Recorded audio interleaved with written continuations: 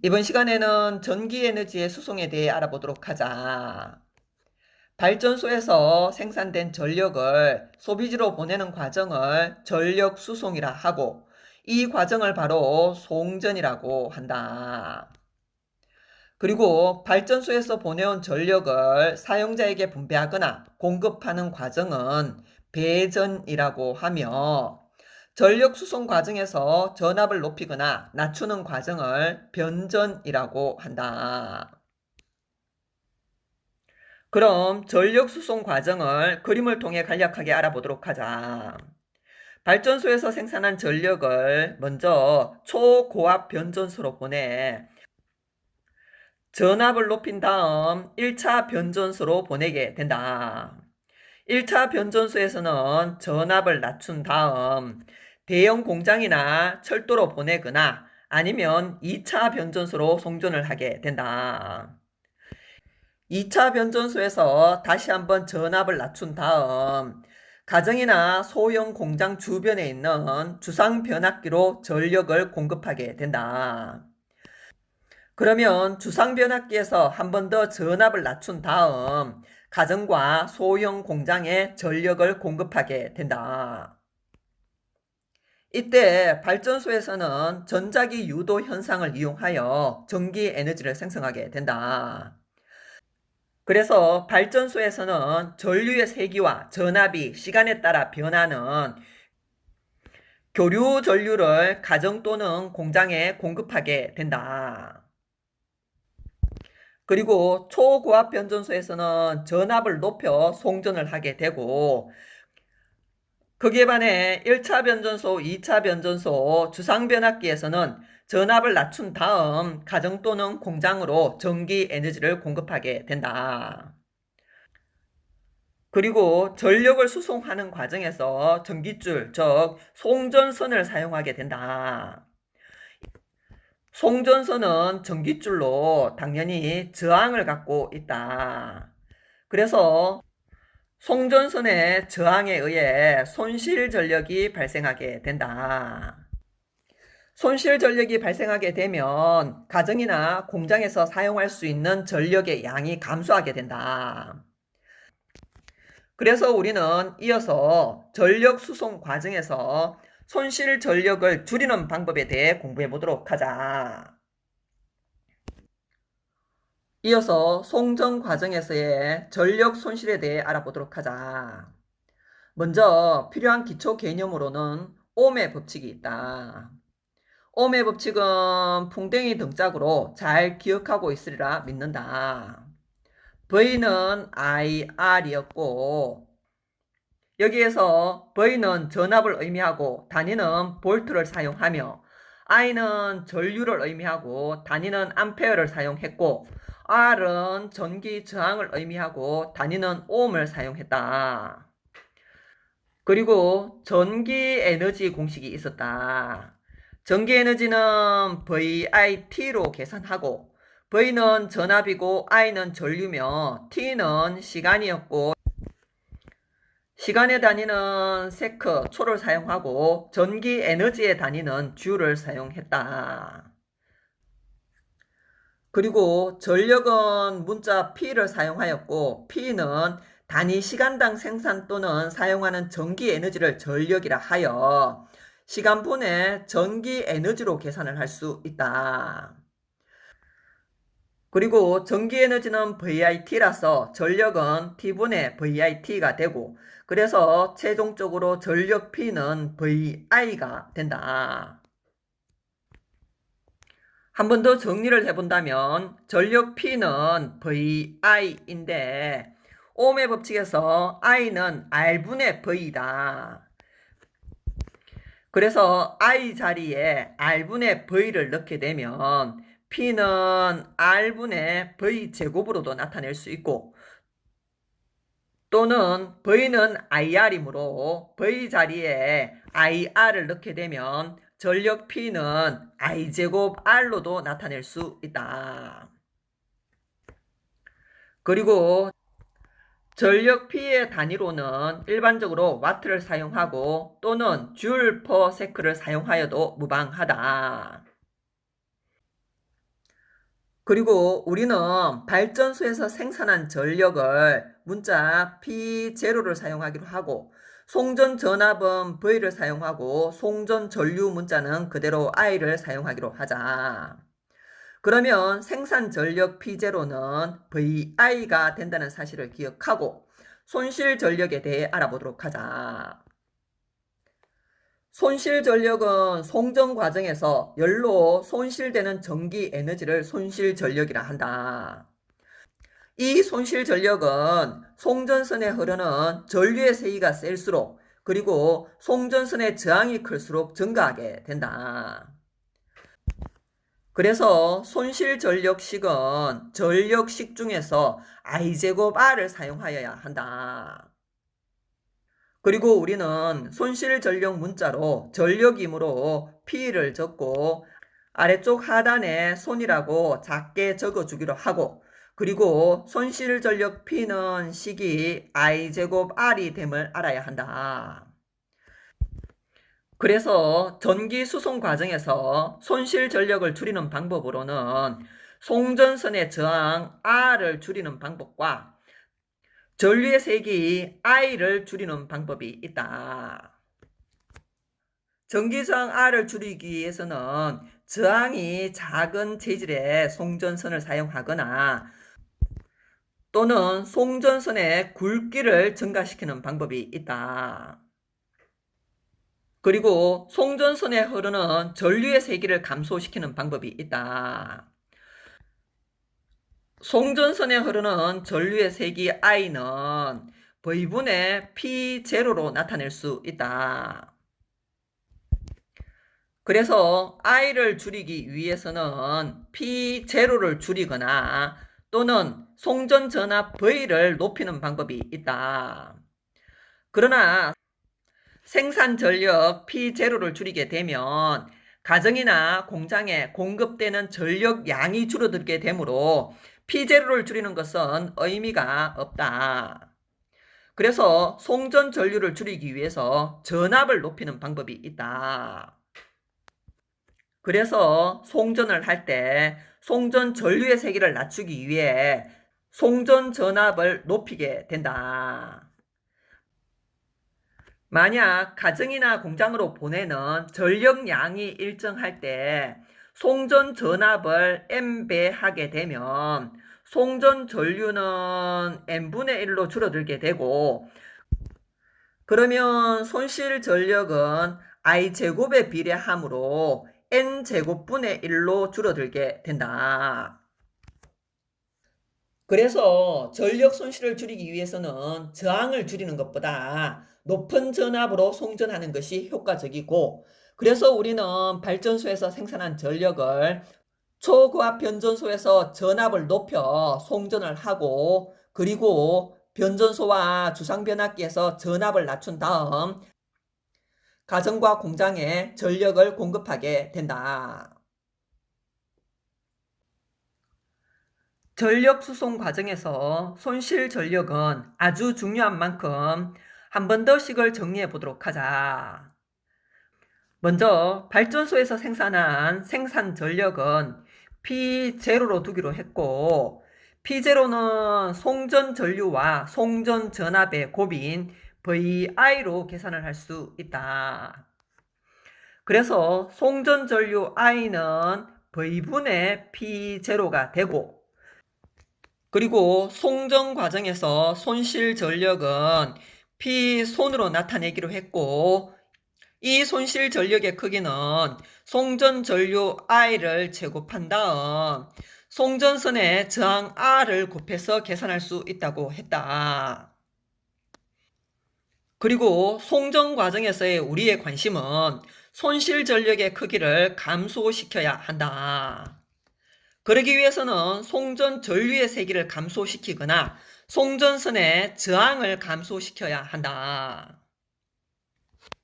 송전선의 저항을 감소시키는 방법에는 저항이 작은 재질을 사용하거나 송전선의 굵기를 증가시키는 방법이 있는데 한계가 있기 때문에 송전 전류의 세기를 감소시키는 것이 효과적이라고 했다. 그래서 발전소에서 생산한 생산 전력 값이 일정할 때에 우리는 송전 전류의 세기를 감소시키기 위해 송전 전압의 세기를 증가시키는 방법을 택하고 있다. 만약 송전 전압을 N배 증가시키게 되면 송전 전류는 N분의 1로 감소하게 되고 송전 전류가 N분의 1로 감소하게 되면 손실 전력은 N제곱분의 1로 줄어들게 된다. 표로 한 번 더 정리를 해본다면 일정한 전력을 송전할 때 송전 전압을 증가시키게 되면 송전선에 흐르는 전류의 세기는 감소하게 되고 그러면 손실 전력 또한 감소하게 된다. 예를 들어 송전 전압을 10배 증가시키게 되면 전력이 일정하므로 송전 전류의 세기는 10분의 1로 줄어들게 되고 그러면 손실 전력은 100분의 1로 줄어들게 된다. 그리고 송전 전압을 N배 증가시키면 전류의 세기는 N분의 1로 줄어들게 되고 손실 전력은 N제곱분의 1로 감소하게 된다. 전력 손실을 줄이기 위해 높은 전압으로 송전을 한다는 사실을 잘 기억하고 문제를 통해 한 번 더 확인해 보도록 하자. 발전소에서 1만 볼트의 전압으로 생산한 전력이 400만 와트로 일정할 때 전압을 각각 40만 볼트와 4만 볼트로 높여 송전할 때 손실 전력의 크기를 비교해 보도록 하자. 단 송전선의 저항은 20옴이다. 먼저 생산 전력이 400만 와트이므로 송전 전압을 40만 볼트로 하게 되면 송전 전류의 세기는 10A가 된다. 생산 전력 P0는 송전 전압과 송전 전류를 곱한 것과 같으므로 송전 전류의 세기가 10A가 나오게 된다. 그리고 손실 전력 P손의 경우는 I제곱 R이라고 했다. 그래서 40만 볼트로 송전할 경우 손실 전력은 전류의 세기 10의 제곱에다가 송전선의 저항 20을 곱하면 2000와트가 된다. 거기에 반해 400만 와트를 4만 볼트의 전압으로 송전을 하게 되면 송전 전류의 세기가 100A가 되고 그러면 손실 전력은 100의 제곱에다가 20을 곱해야 하므로 20만 와트가 된다. 그래서 생산 전력이 같을 때 송전 전압을 10배로 높이게 되면 송전 전류의 세기는 10분의 1로 줄어들게 되고 손실 전력은 100분의 1로 줄어드는 것을 확인할 수 있다. 전력을 수송하는 과정에서는 전압을 높이거나 낮추는 과정이 필요하다. 그래서 전압을 변화시키는 장치인 변압기에 대해 알아보도록 하자. 변압기는 발전기와 마찬가지로 전자기 유도를 이용하고 있다. 옆에 변압기의 그림을 참고해서 변압기의 원리에 대해 알아본다면 1차 코일에 교류 전류가 입력될 때 생기는 자기장의 변화가 철심을 통해 2차 코일의 자기장이 변하여 2차 코일에 전류가 유도되게 된다. 이때 변압기에서 일어나는 전력 손실을 무시하면 코일을 감은 수가 많은 쪽에 높은 전압이 생성된다. 그림을 통해 한 번 더 설명을 해본다면 1차 코일에 공급되는 전력을 P1이라 하고 1차 코일의 전압은 V1이라 하고 전류의 세기는 I1이라 하며 코일 가문수는 N1이라 두자. 그리고 2차 코일에 공급되는 전력은 P2라 두고 전압은 V2, 전류의 세기는 I2, 그리고 코일 가문수는 N2라고 두자. 이때 변압기에서 전력 손실이 없다면 1차 코일에 공급되는 전력 P1과 2차 코일에 공급되는 전력 P2가 같게 된다. 그래서 P는 VI이므로 P1은 V1에 I1을 곱한 것과 같고 P2는 V2에 I2를 곱한 것과 같고 그리고 이 둘이 같은 값이 된다. 그래서 전압과 전류의 세기는 반비례 관계가 되고 그리고 변압기에서 1차 코일의 전압과 2차 코일의 전압은 1차 코일과 2차 코일의 가문수에 비례하게 된다. 그래서 N1 대 N2는 V1 대 V2와 같아지게 되고 그리고 전류의 세기는 전압에 반비례하므로 전류의 세기는 코일의 가문수에도 반비례하게 되어 N1 대 N2는 I2 대 I1과 같아지게 된다. 그래서 N2분의 N1은 V2분의 V1과 같고 이것은 I1분의 I2와 같다는 사실을 기억해야 한다. 예를 들어 변전소의 변압기의 1차 코일과 2차 코일의 가문수의 비가 1대 100이라고 할 때 2차 코일의 전력, 전압, 전류는 각각 1차 코일의 몇 배가 되는지 적어보도록 하자.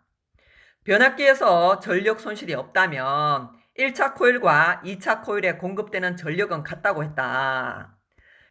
그래서 전력 B는 가문수와 상관없이 1대 1임을 알아야 하고 전압 B는 가문수에 비례한다고 하였으므로 1대 100이 되어야 하고 그리고 전류의 B는 가문수에 반비례하므로 100대 1이 됨을 알아야 한다.